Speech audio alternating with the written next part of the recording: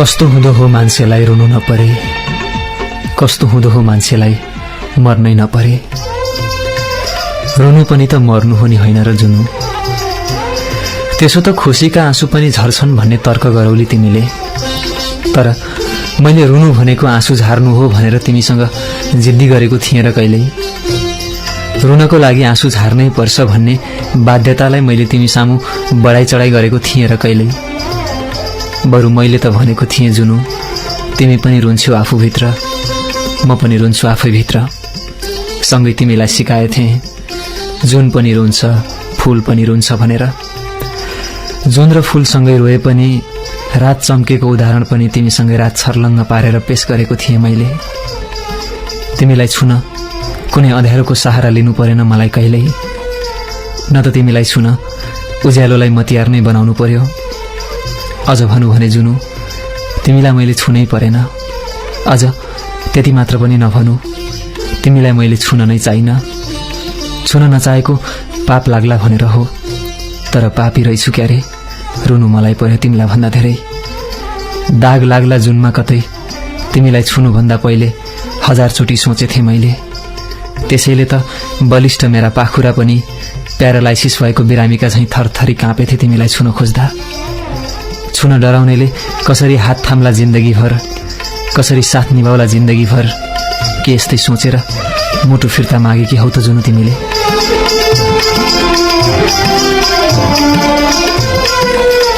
तिमीलाई छुनु र म रुनु बीचको सम्बन्ध के भन्ने प्रश्न तेर्सिन्छ अब। छुनुलाई स्पर्श गर्नु भनिन्छ मायालुहरूको भाषामा। तनको स्पर्श र मनको स्पर्शमा सिङ्गो स्पर्श विभाजित हुन्छ मायाको देशमा। तनको स्पर्शका कुरा मैले धेरै पटक गरिसकेको छु फुलुसँग, सकुसँग अनि शोभासँग। तर उनीहरूसँग दाँजेर उनीहरूसँग झैँ तनको स्पर्शको कुरा गर्दिन आज मैले तिमीसँग। केवल गर्छु त मनको स्पर्शको कुरा। त्योभन्दा पहिले ल मानिलेऊ तिमी र म बीचमा तनकै स्पर्श भयो रे। त्यो भएको भए पनि कौनसा बाढी पहिरो आधी बेरी जान्थ्यो र आखिर आजभोलि भएको पनि त त्यस्तै छ। तिमीलाई मैले निसङ्कोच छोएको भए, तिमीले पनि निर्वाध छुन दिएको भए, बढीभन्दा बढी हामी प्राकृतिक बन्थ्यौँ, बढीभन्दा बढी हामी दुनियाँ बिर्सिन्थ्यौँ, बढीभन्दा बढी हामी अर्को पटकलाई योजना बनाउँदै छुट्टिन्थ्यौँ, त्यति मात्रै। तर जुनु, छुँदै नछोएको तनको गहिराइमा किन पुगौँ म? म त छोएकै मनले मर्माहत भएको मान्छे। म त मनको स्पर्शमै अनाडी सिद्ध भएको मान्छे। म त मनको स्पर्शलाई जीवनको सहयात्रा ठान्दै पनि त्यही स्पर्शबाट एकाएक करेन्टको झट्का लागे चाहिँ धेरै पर छिटिएको मान्छे। जुनु, कोही बिना कोही बाँच्नै नसक्ने पनि होइन, जस्तो तिमी बिना म र म बिना तिमी बाँच्नै नसक्ने पनि होइनौ। तर पनि कुनै समय यस्तै लाग्थ्यो हामीलाई। कुनै समय लाग्ने गर्थ्यो जुनु बिनाको रवि अपुरो छ, अधुरो छ। र सायद जुनुलाई पनि लाग्थ्यो रवि बिनाकी जुनु अपाङ्ग छे, असहाय छे। तर यथार्थ त्यो रहन्छ जुन आज हाम्रो अगाडि छर्लङ्ग छ। धेरैले धेरै थरी तर्क गरेका छन् प्रेम भन्ने सानो शब्दलाई विषय बनाएर। ती धेरै तर्ककारहरू मध्येका अधिकांशले त प्रेममा एउटा अनौठो शक्ति हुने ठोकुवा समेत गरेका छन्।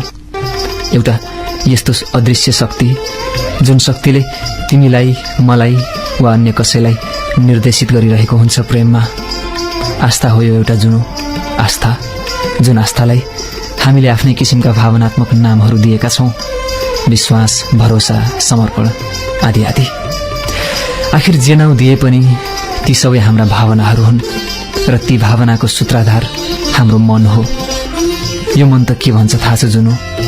आज साथ छुटिसकेपछि पनि तिमी मेरी नै हौ रे। यथार्थ हाम्रो जे होस्, अझ यो मन त के भन्छ थाहा छ जुनु? तिम्रो लागि यो ज्यान सधैँको लागि हाजिर छ रे। कति वाहियात कुरा छ है जुनु। यत्रो ठुलो मेरो मर्जीको मै राजा भन्ने मान्छेलाई नाथे एउटा फिस्टे मनले, त्यो पनि कहिले नदेखिएको मनले निर्देशित गर्छ। अब आफै सोच जुनु, सबैलाई नचाउने त आखिर यही मन त रहेछ नि। यसले जसो गर भन्यो त्यसै गर्ने हामी होइन र।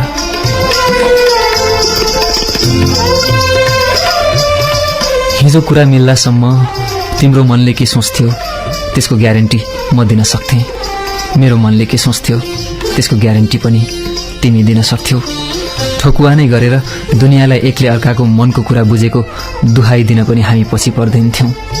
तर यथार्थ कि तिमीलाई थाहा हुन्थ्यो कि मलाई एउटा न्यूनतम समझदारीको बिन्दु निर्माण गरेका थियौँ हामीले, कुनै सल्लाह बिनै। त्यसैले त होला नि त्यत्रो ग्यारेन्टी जस्तो कुरामा मिस्टेक भएको थाहा हुँदाहुँदै पनि हामी आफ्नै किसिमले कसैले थाहा नपाउने गरी भुल सुधार गरिहाल्थ्यौँ। तर आज मेरै मनले के सोच्छ त्यसको लेखाजोखा छैन मलाई। तिम्रो मनले के सोच्छ त्यो तिमी जान। थाहा छ जुनु, प्रेममा अनौठो शक्ति हुन्छ भन्ने कुराको प्रमाण केले दिन्छ? सायद तिमी र म हिजो प्रेममा चुर्लुममा डुबेको बेला यो महसुस गर्ने स्थितिमा नहुँदा हौँ। तर आज सुन, तिमी मेरो प्रेममा चुर्लुममा डुबेको बेला तिम्रो मनले के सोच्छ त्यसको ग्यारेन्टी दिन सक्दिनौ तिमी, तर मेरा हरेक कुराको ग्यारेन्टी दिन सक्छौ। मेरो मनले के सोच्छ मेरो ग्यारेन्टी मैले दिन सक्दिनँ, तर तिम्रा हरेक कुराको ग्यारेन्टी दिन सक्छु। यति विश्वासी आखिर केले बनाउँछ होला जुनु? हो, त्यही होला अनौठो शक्ति प्रेमको।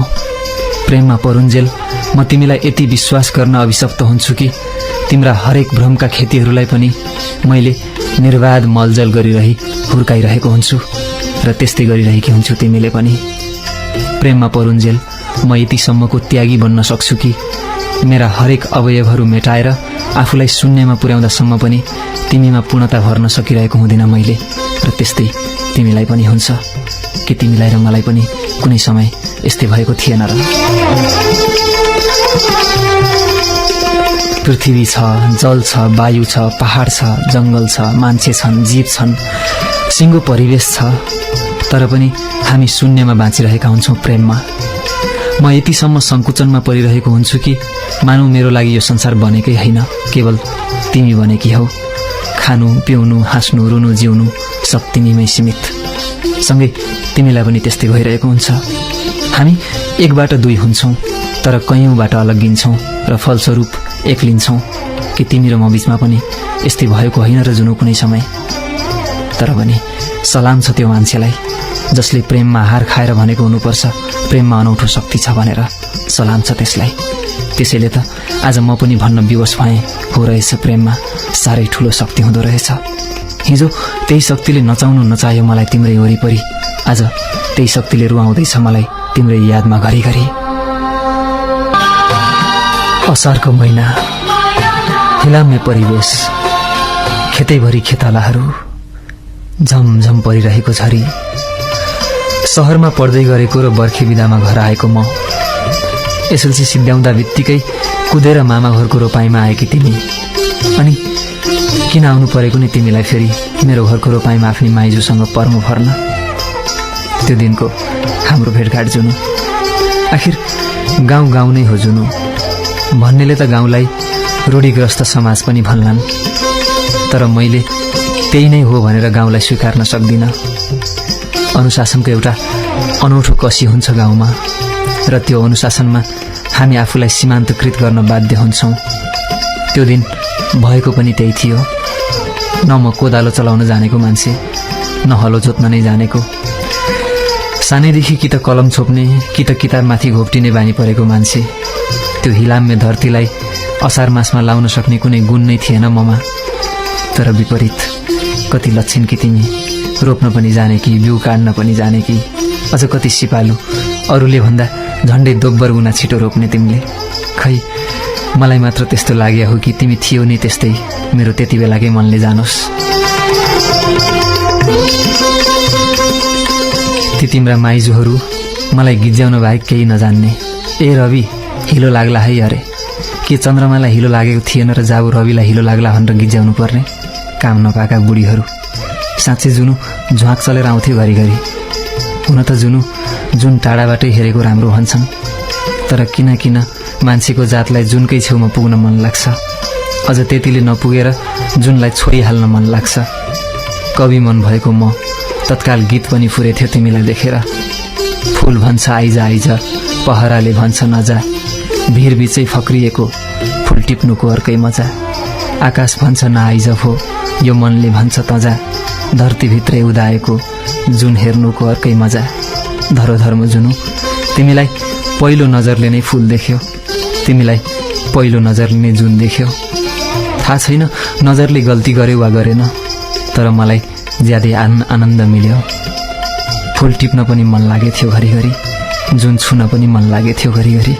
फुल टिप्ने ओइलिएला भन्ने डर थियो, जुन छोए दाग लाग्ला भन्ने डर थियो। तर पनि जुनु, तिम्रो छेउ आउन आतुर मेरो मनलाई न म आफैले रोक्न सकेँ, न त ती मलाई गिज्याउने तिम्रा माइजू र उनका साथीहरूले। बहाना बन्यो बिउ, म 4वटा मुठा बिउ हातमा समातेर तिम्रो छेउमा पुगी पनि हालेँ, जे पर्ला पर्ला भन्ठानेर।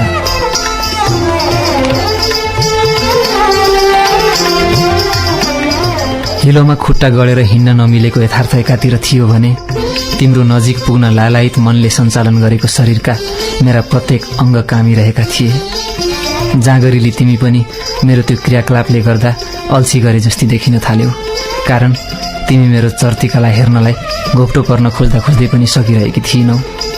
जिस्क्याउन नजानेका आइमेहरू खित्किँदै छिल्लिँदै छेडखानी गर्दै थिए तिमीसँग।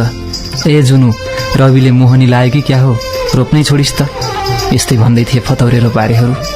कसम जुनु, रिस साह्रै उठेर आएको थियो मलाई त्यति बेला। लागेथ्यो हाम्रा बाबालाई भनेर ती रोपारेहरूलाई तत्काल छुट्टी दिइहालौँ र तिमी र म मात्रै भएर खेत रोपेर सिद्ध्याउँ।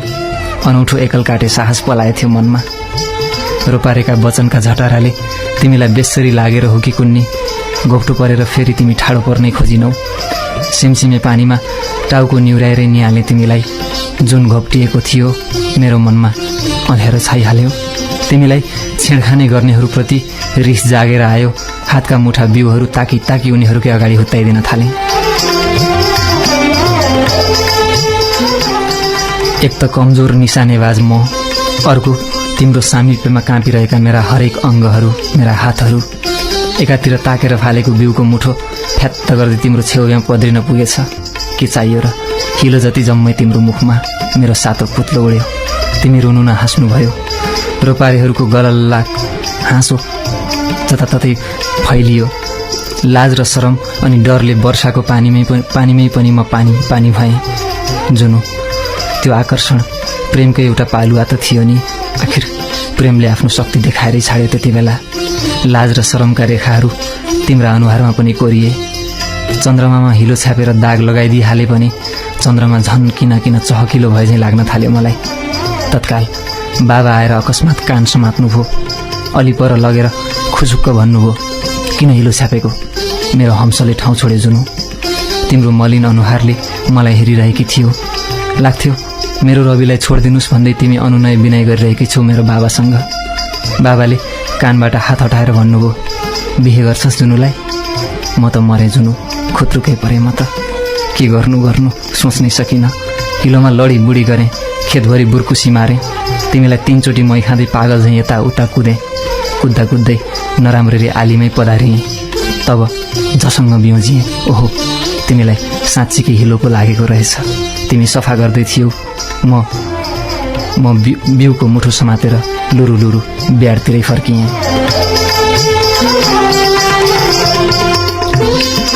दुनियाँ व्यस्त भइरहेको त्यो क्षणमा पनि मैले कतै हराएर एउटा मिठो कल्पना गर्न भ्याएछु जुनु। बाबाले तिमीलाई सहर्ष स्वीकारेको सम्म सपना देख्न भ्याएछु। अनि क्षणभरमै सपना विपनामा परिणत भएको अर्को मिठो सपना पनि बुनिहालेँ मनमा। तर जुनु, यसपालिको सपना अघिको जस्तो टुटिहाल्ने सपना चाहिँ थिएन। यो सपना प्रेमको सपना थियो। तिमीसँगको साथको, तिमीसँगको सहयात्राको सपना थियो। आशासँगै जोडिएको सपना थियो त्यो। विश्वाससँगै जोडिएको सपना थियो त्यो, जुन पुरा हुन समय लागेन। आखिर तिमी मेरो अङ्गालोमा आएरै छोड्यो एक दिन। आखिर तिमी मेरी भएरै छाड्यो एक दिन। रोपाइमा आएकी थियौ, त्यही नै काफी थियो। किन आउनु परेको थियो र जुनु बारम्बार मामा घर? अनि मामा घर आएपछि किन धाउनु परेको थियो र बाहना खोज्दै मेरो घर? अनि म पनि किन नभएका छुट्टी झिकी झिकी घर हाम्फाल्नु परेको थियो र कलेजबाट? प्रेमले तानेको रहेछ जुनु, बिचरा हामीलाई के थाहा। तिम्रो र मेरो घनिष्ठतालाई कसले पो मन पराएनन् र? तिम्रा मामा माइजूले कि, तिम्रा साथी सङ्गीले कि, मेरा बाबा आमा र घर परिवारले? सबैको नजरमा मुना र मदन भयौँ हामी। सुनेको थिएँ प्रेम गर्नेका बैरी धेरै हुन्छन् रे, तर सुनाउनेहरूले यो सुनाउन बिर्सिएका रहेछन् कि प्रेम गर्नेहरूका आफन्त त्योभन्दा दोब्बर पनि हुन्छन् भनेर। यता गयो तिम्रै चर्चा, उता गयो तिम्रै चर्चा, तिम्रो रूपको चर्चा, तिम्रो गुणको चर्चा, तिम्रो शालीनता र सभ्यताको चर्चा, तिम्रो संस्कार र आचरणको चर्चा, अनि तिम्रो भावभङ्गिमा र आनीबानीको चर्चा। मैले भाग्य के हो त्यति बेलै जाने, मैले भाग्यमानी कस्तो हुन्छ ऐना हेर्दा त्यति बेलै देखेँ, अनि साक्षात चन्द्रमा कस्तो हुन्छ तिमी मामा घरमा उदाउँदा देखेँ। दिन बिते, महिना बिते, वर्ष बित्न जुगौँ लागे पनि आखिर बितेरै छाडे। मेरो अध्ययन नराम्रो कहिले पो थियो र त्यसमाथि बेला बेलामा तिमी सम्झाउँथ्यौ, भन्थ्यौ रवि म त गाउँले, म त पढ्न नसकेकी मान्छे, हजुर पढ्नुहोस्, धेरै पढ्नुहोस्, ठुलो मान्छे बन्नुहोस्। तिमीले सम्झाउँदा लाग्थ्यो हो म वास्तवमै ठुलो मान्छे बन्नुपर्छ। तिमीले अराएका सबै काम खुरुखुरु मान्न मन लाग्थ्यो मलाई। तिमी खुसी हौ त्यो बाहेक ठुलो प्राप्ति मेरो लागि केही हुनै सक्दैन थियो। तिमीले भन्थ्यौ रवि ठुलो मान्छे भएपछि मलाई नबिर्सिनु होला है। म भन्थेँ दाँत लाटी आफ्नो मुटुलाई पनि कसैले बिर्सिन्छ र। तिमी होला भन्दै अविश्वास गरेको अभिनय गर्थ्यौ। फेरि भनी पनि हाल्थ्यौ उहाँ सहरमा कति केटी पछि लगाउनु भयो होला। मैले अनुमान लगाउँथेँ सायद हरेक केटीहरूको यो एउटा मिठो फर्मुला हुनुपर्छ केटाहरूलाई आफ्नो नजिकभन्दा नजिक ल्याउने। म पनि हरेक केटाहरूले फर्मुला प्रयोग गरे र हरेक केटाहरूकै फर्मुला प्रयोग गरेर भनी पनि हाल्थेँ होइन जुनु, तिमी नै मेरो पहिलो प्रेम र अन्तिम पनि तिमी नै हौ।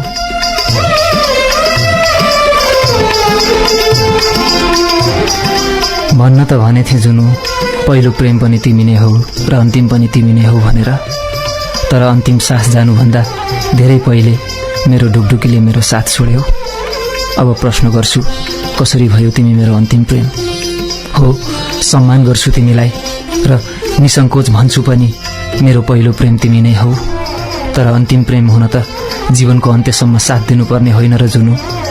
तिमीलाई धोकेबाज भनौँ कि विश्वासघाती, तिमीलाई दिवस केटी भनौँ कि स्वेच्छाचारी, म आफै दोधारमा छु। घरिघरि परेलीका डिलभरि टल्पलाउने आँसुलाई औँलामा ल्याएर सोध्छु ए आँसु जुनु मेरी को हुन्? आँसुले रुँदै भन्छ जुनु तेरी कोही हैनन्, जुनु आकाशकी जुन हुन्, तैँले हेर्नु मात्र पर्थ्यो, टिप्न खोज्नु हुँदैन थियो, त्यसैले तैँले मलाई बगाउँदैछस् आज।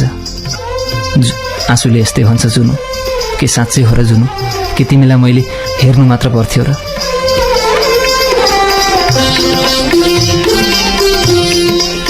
मैले एमबीबीएसमा नाम निकालेपछि होस्टेलमा तिमीले पठाएको चिठीको अंश याद छ मलाई। लेखेकी थियौ रवि हजुर त अब डाक्टर बन्नुहुन्छ, ठुलो मान्छे बन्नुहुन्छ, म त गाउँले केटी, हजुरको सामु त भुइँको धुलो झैँ हुन्छु होला। तिमीले यस्तै केही लेखेकी थियौ। मेरो पढाइ नै त्यस्तै हो वा म नै बेवकुफ हुँ? जवाफ फर्काउन तत्काल मैले सकिनँ। फेरि केही समयपछि तिम्रो पत्र आयो। लेखेकी थियो रवि हजुर ठुलो मान्छे बन्दै हुनुहुन्छ, मलाई भुल्न थाल्नुभयो। ठिकै छ यस्तै रहेछ संसार, यस्तै लेखेकी थियो तिमीले। मैले सम्झाएर पत्र लेखेको पनि थिएँ, पठाउन पाइनँ। सोचेँ दसैँमा घर जाँदा उसको मामा घरमा भेट भइहाल्छ, त्यति बेलै सब कुरा गर्छु। तर त्यस दसैँमा तिमी मामा घर आइनौ, थाहा भएन किन आइनौ। म निराश मन लिएर होस्टेल फर्केँ र परीक्षाको तयारीमा जुटेँ।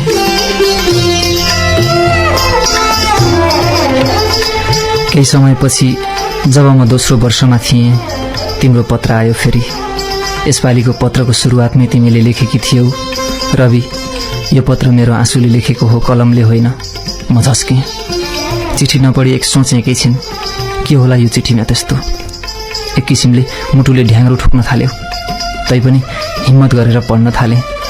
लेखेकी थियौ रवि हजुर डाक्टर बन्नुहोस्, ठुलो मान्छे बन्नुहोस्, भविष्य राम्रो बनाउनुहोस्। म त सानी मान्छे, गाउँकी मान्छे, हजुरलाई सुहाउँदिन। अब बाआमाले बिहे गरिदिने भन्नुभएको छ, बाआमाको कुरा मान्नुपर्छ मैले, नराम्रो नमान्नु होला हजुरले।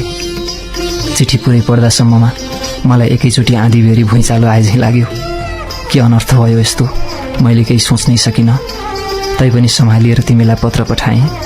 प्रत्युत्तरमा फेरि तिमीले लेख्यौ रवि, म अब हजुरकी बन्न सक्दिनँ। मेरो बिहे पक्का हो, हजुरले पिर नमान्नुहोला। राम्ररी पढ्नुहोस्, ठुलो मान्छे बन्नुहोस्। यस्तै लेखेकी थियो।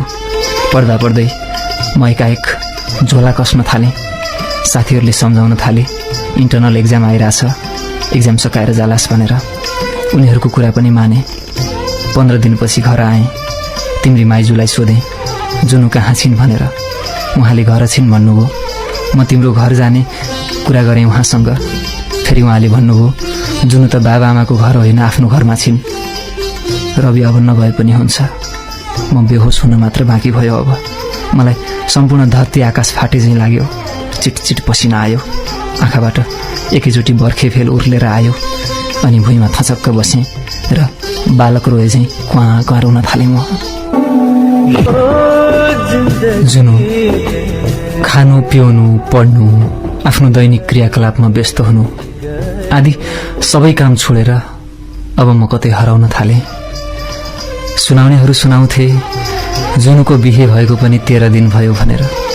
म चाहिँ मेरो काजक्रिया उम्किएको दिन सम्झिन्थेँ। सोचिरहन मात्र मन लाग्थ्यो। प्रेममा गरेका बाचा, खाएका कसम, बिताएका पल, गरिएका मिठा बातहरू फगत भ्रम मात्र रहेछन्। सोच्न थाले कति ठुलो भ्रममा बाँचेको हुँदो रहेछ मान्छे। कुनै समय यही रविले सोच्थ्यो, पूर्णिमा सिङ्गो मेरो हो, पूर्णिमाको रात मेरो हो, पूर्णिमाको जुन पनि मेरो हो। तर ग्रहण लागेको रविले औँसी बाहेक अर्को रात देख्नै छाड्यो। बहिनीहरू खासखुस कुरा गर्थे, जुनु दिदी त आफ्नो दुलासँग मामा घर आउनु भएको छ, कति राम्री देखिनु भएको छ रातो साडीमा। बहिनीहरूले यस्तै भन्दा एक्कासी मुटु भकानिएर आउँथ्यो। मैले पनि सपना देखेको थिएँ कुनै दिन, मेरी जुनु रातो साडीमा, म सेतो कोटमा, मेरी जुनु मेरो अङ्गालोमा, अनि म संसारको सर्वोच्च शिखर सगरमाथामा। मैले पनि कल्पना गरेको थिएँ मेरी जुनुलाई, संसारकी सबभन्दा राम्री परीलाई रातो साडीमा, दुलहीको भेषमा मेरा बाबा आमाको त्यो घरमा, त्यो पवित्र मन्दिरमा भित्र्याउने। तर यथार्थमा तिमी अर्कैको घर सजाउन पुग्यौ। एक मनले बधाई दिएँ त्यो भाग्यमानीलाई जसले तिमीलाई पायो। अर्को मनले तिमीलाई दुलहीको त्यो भेषमा हेर्ने चाहना पनि राखिहाल्यो। बारदलीसम्म निस्केर तिमीले माइजूको घरतिर हेर्न खोजेँ, तिमी देखिनौ कतै। तैपनि देखिन्छौ कि भनेर हेर्दा हेर्दै दुष्ट आँसुहरूले आँखाको बाटो नै छेकिदिए।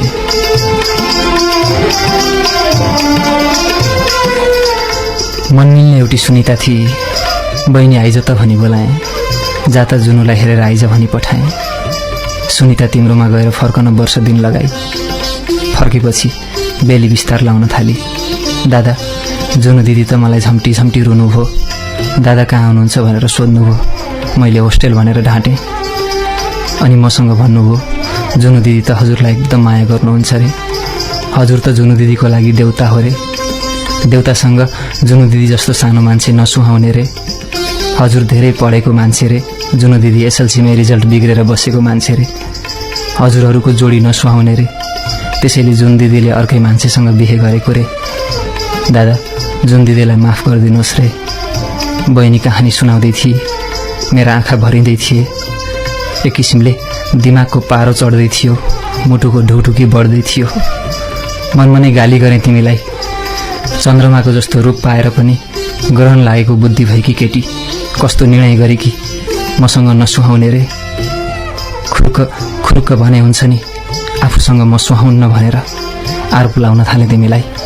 रिसले उछार पाइन। तिम्रै छेउ गएर सोध्न मन लाग्यो, ए जुने, कस्तो हुन्छ र सुहाउने जोडी भनेको? तेरो र मेरो सर्टिफिकेटले बिहे गर्ने हो र? चिच्चाइ यस्तै कुरा सोध्न मन लाग्यो। रिसमा तिमीसँग चिच्चाइ यस्तै कुरा सोध्न मन लाग्यो।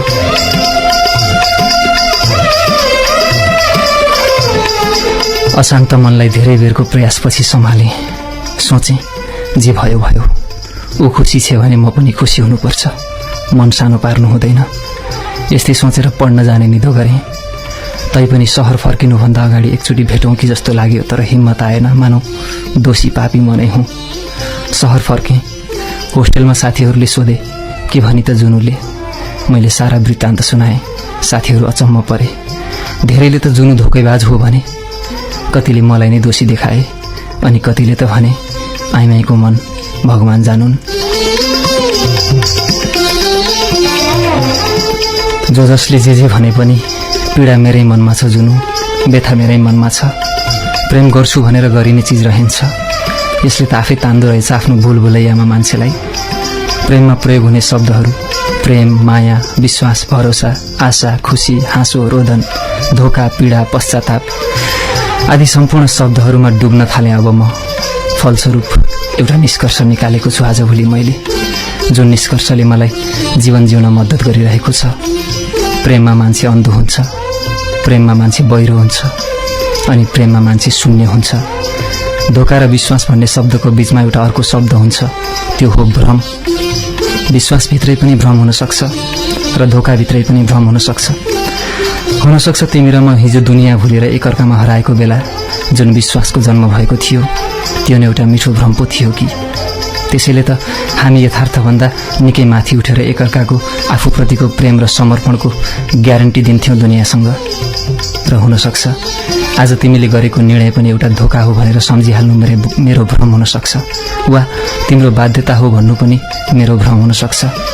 त्यसो हो भने यो भ्रम के हो त भन्ने प्रश्न उब्जिन सक्छ। अब भ्रम त जुन असमझदारीको उपज रहेछ, र असमझदारी भनेको नियमित भेटघाट, कुराकानी, अन्तरङ्गको अभावमा सिर्जना हुने तत्त्व रहेछ। नत्र त म होस्टेल बस्दैमा अनि 2-4 दिन सम्पर्कमा नआउँदैमा त्यति बलियो ठानिएको हाम्रो प्रेमको बन्धन किन टुट्नु पर्थ्यो र? आखिर असमझदारी भएर त्यो होला नि, होइन र जुनु? नत्र जुन हुँ भन्ने आफ्नो पहिचानलाई नै गुमाएर जब एउटा सेतो कोट लाउने मान्छेसँग म सुहाउँदिन भन्नु तिम्रो कत्रो भुल। अनि तिमीले बिहे गर्छु भन्दा भन्दै पनि म आउन्जेल मलाई नै पर्खौली भन्ठान्नु मेरो कत्रो भुल, कत्रो असमझदारी।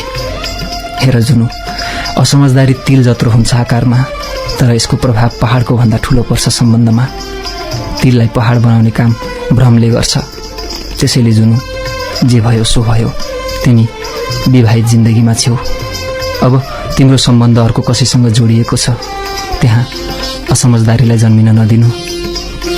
त्यसको लागि नियमित इन्टरेक्सन गरिरहनु र सम्झिनु, if you are a good communicator mind it, you are responsible. तिमी हाँस, तिमी खुसी हौ, यदाकदा रोइहाले पनि विगत सम्झेर नरो जुन विगतमा रवि हुनेछ। र म पनि प्रयास गर्छु, म पनि जुनु सहितको विगतलाई मिठो सपना सम्झेर बाँचिरहनेछु सधैँभरि, जुनीभरि। अलविदा।